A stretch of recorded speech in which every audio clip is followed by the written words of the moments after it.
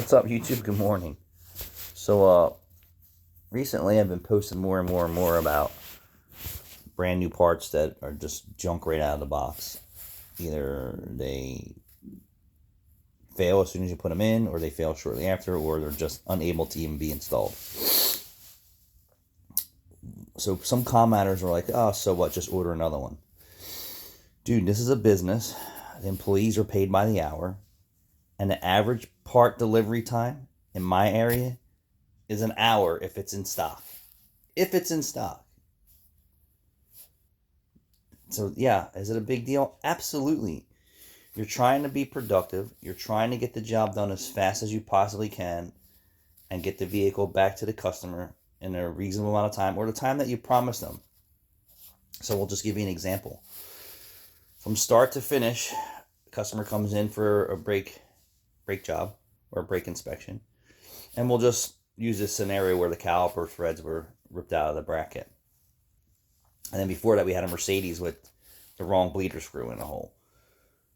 And depends on what time you close, right? Or what time they close. So they come in, customer pulls in the parking lot, walks in, interview process, type them up. 3 to 5 minutes, depending on how fast the conversation moves. If we're ready to check it out, road test in the shop, so 10, 12 minutes, 15 minutes, right? Most cases, you're not getting paid to even check the car out. In most cases.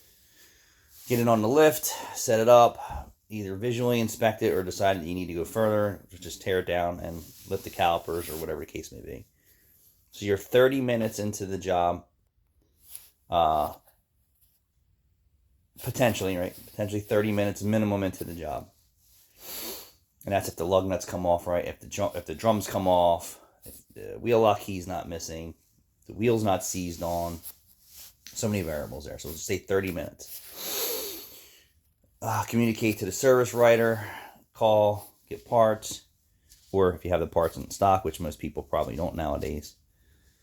So talk to the customer. So say 40 minutes, and you're basically nowhere into the job yet. Into the job, meaning getting working on it. Order the parts, get the parts sent. Hopefully that they're right. Start tearing into it, and we're just going to call it a basic brake job like that Nissan in the back with one caliper. I think it took me 20 minutes to tear it all down, and maybe 10 minutes to put it all back together, or it could be even less, and then find out, I got a caliper bracket that's got a bad problem. So what? Call the parts store. So you're almost an hour into the job, start to finish. And that's if the parts came in a reasonable amount of time. We'll just say the parts showed up in 10 minutes, and that's a rarity. So 40, 50, so almost an hour into the job with the parts that showed up within 10 minutes. 20 minutes, tear it down, put it back together. So an hour and a half, we'll call it, right? If the parts place don't have it in stock, you're screwed. You have to call another parts place that you don't use all the time. Now you're not, at the top of the food chain there.